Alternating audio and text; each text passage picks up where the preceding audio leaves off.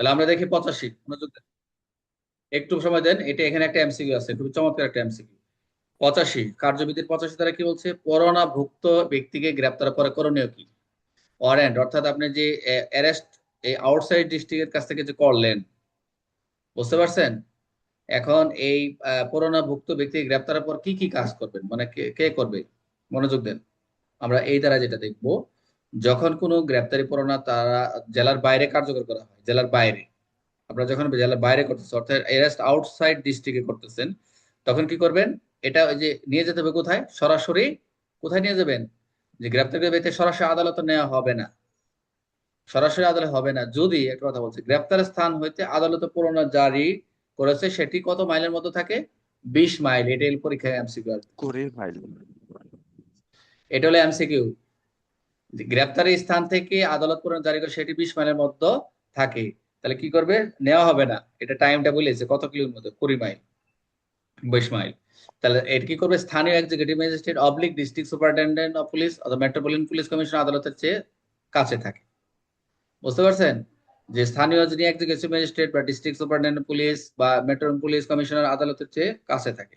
যদি উপরের শর্তগুলো পূরণ না হয়, যে আমরা 1 এবং 2, যদি এটা কোনোভাবে পূরণ না হয়, অথবা এই যে আমরা 76 ধারা অনুযায়ী সিকিউরিটি না নেওয়া হয়, জামিনদার জামানত যেটা বলেন, না নেওয়া হয়, তখন গ্রেপ্তারকৃত ব্যক্তি তৎক্ষণাৎ স্থানীয় এক্সিকিউটিভ ম্যাজিস্ট্রেট তৎক্ষণাৎ কি করতে হবে? যদি জামানত না নিয়ে থাকে তৎক্ষণাৎ ওই যে কথা বলবেন এক্সিকিউটিভ ম্যাজিস্ট্রেটের কাছে অথবা ডিস্ট্রিক্ট এসপি অথবা পুলিশ কমিশনারের কাছে নিয়ে হাজির হতে হবে। প্রশ্ন আসবে, এটা হলো এমসিকিউ আসে, যে পনেরো ব্যক্তি গ্রেপ্তার পর কার কাছে হাজির করতে হবে?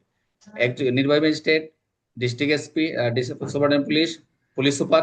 আপনার লেখা আছে, বই আছে পুলিশ সুপার, আপনার বইয়ে দেখবেন পুলিশ সুপার লেখা আছে। এখানে আমি বুঝাতে আপনাদের লিখছি পুলিশ সুপার অথবা পুলিশ কমিশনার নিকটে, তিনটি এরকম ক খ গ এরকম এমসিকিউ আসবে, খুব পেঁচাই দিবি। ক খ ক গ এবং সবগুলো এরকম দেখবেন, এরকম আসে এমসিকিউ আছে, আমি এমসিকিউ করছি আপনাদের।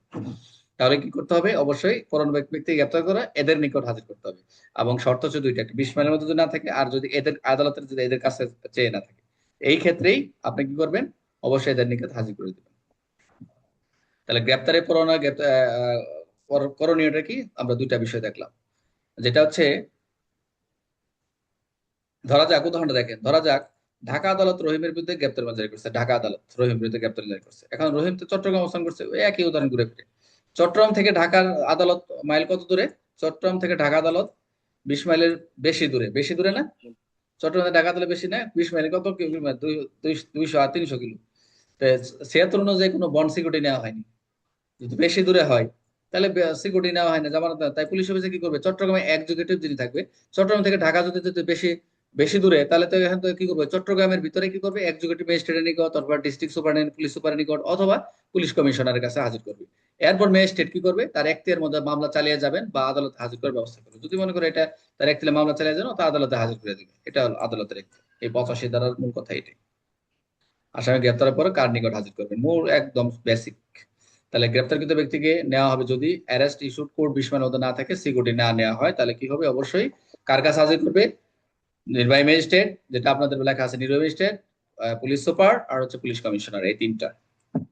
এখানে যা আছে 76 অনুযায়ী সিকিউরিটি নিয়ে 85 কি প্রযোজ্য? না। সিকিউরিটি না থাকলে কর্তৃপক্ষ নেওয়া বাধ্যতামূলক যদি সিকিউরিটি না নেওয়া হয়।